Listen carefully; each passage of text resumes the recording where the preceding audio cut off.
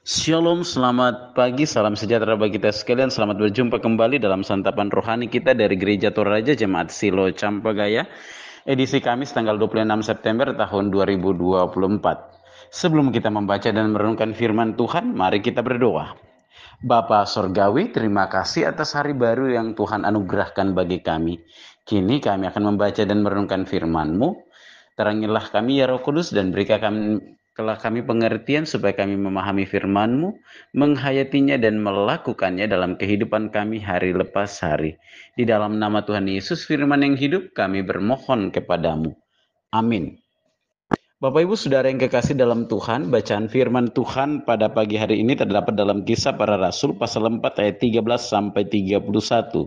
Kisah Para Rasul pasal 4 ayat 13 sampai 31. Firman Tuhan demikian. Ketika sidang itu melihat keberanian Petrus dan Yohanes dan mengetahui bahwa keduanya orang biasa yang tidak terpelajar, heranlah mereka dan mereka mengenal keduanya sebagai pengikut Yesus. Tetapi karena mereka melihat orang yang disembuhkan itu berdiri di samping kedua rasul itu, mereka tidak dapat mengatakan apa-apa untuk membantahnya. Dan setelah mereka menyuruh rasul-rasul itu meninggalkan ruang sidang, berundinglah mereka dan berkata, tindakan apakah yang harus kita ambil terhadap orang-orang ini? Sebab telah nyata kepada semua penduduk Yerusalem bahwa mereka telah mengadakan suatu mujizat yang menyolok dan kita tidak dapat menyangkalnya.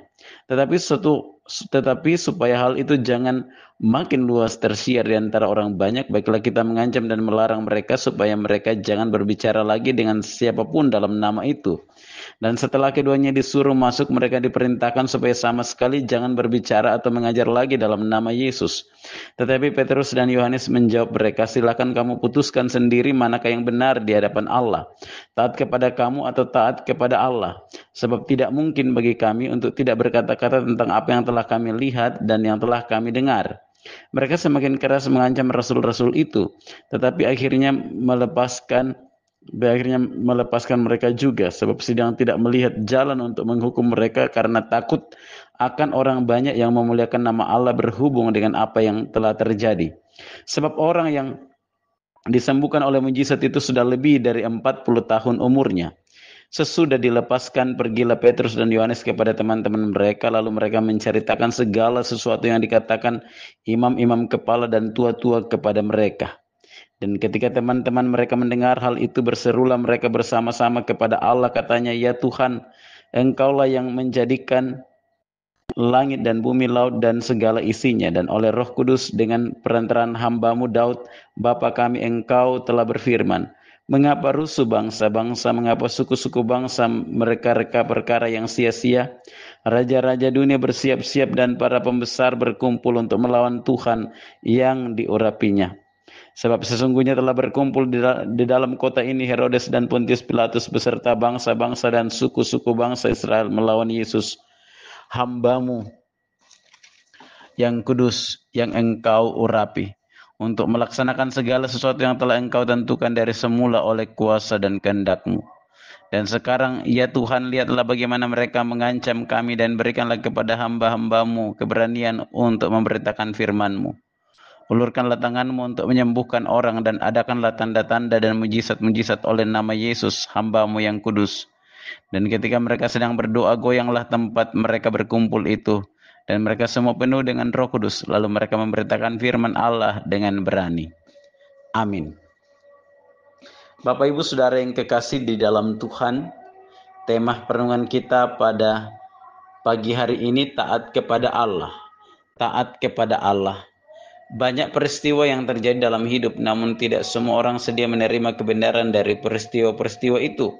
Kerap kali terjadi ada upaya-upaya untuk membungkam suara kebenaran di balik suatu peristiwa, apalagi kalau kebenaran itu mengusik kenyamanan dan keamanan seseorang atau sekelompok orang.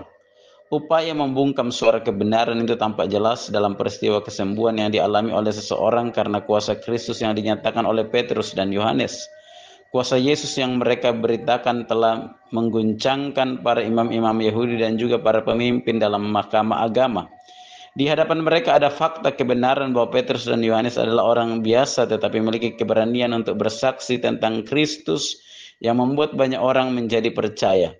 Selain itu, mereka juga diperhadapkan dengan fakta bahwa orang yang sakit itu telah sembuh dan ada di antara mereka, akan tetapi mereka dengan sengaja dan bersepakat untuk membungkam Petrus dan Yohanes agar pemberitaan tentang kebenaran tidak menyebar.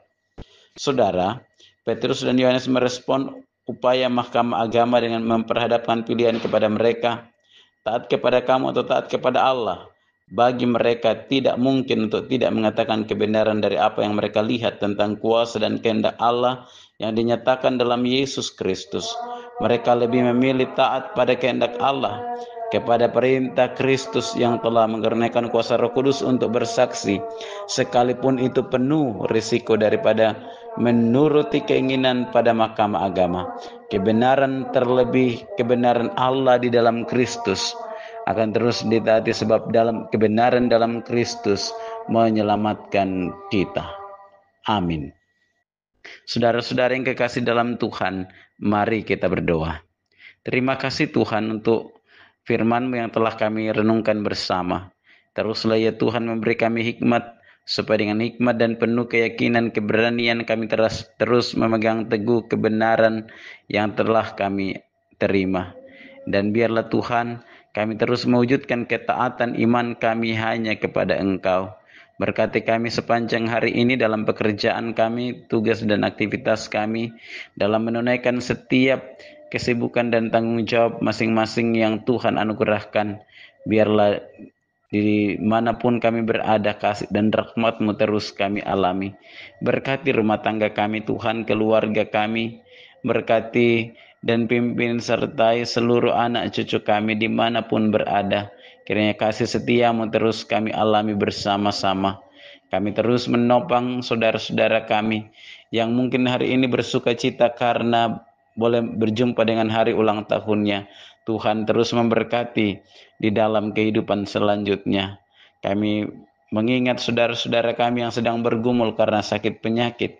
Tuhan pulihkan keadaan saudara-saudara kami. Kiranya di hari-hari ke depan saudara-saudara kami sehat dan pulih kembali. Bapa di sorga, kalau hari ini kami menghadapi berbagai masalah, persoalan, kesulitan, dan berbagai harapan dan impian kami percaya bahwa Engkau terus menopang kami, dan Engkau terus menuntun kami dalam menjalani kehidupan ini dalam setiap juang dan impian kami.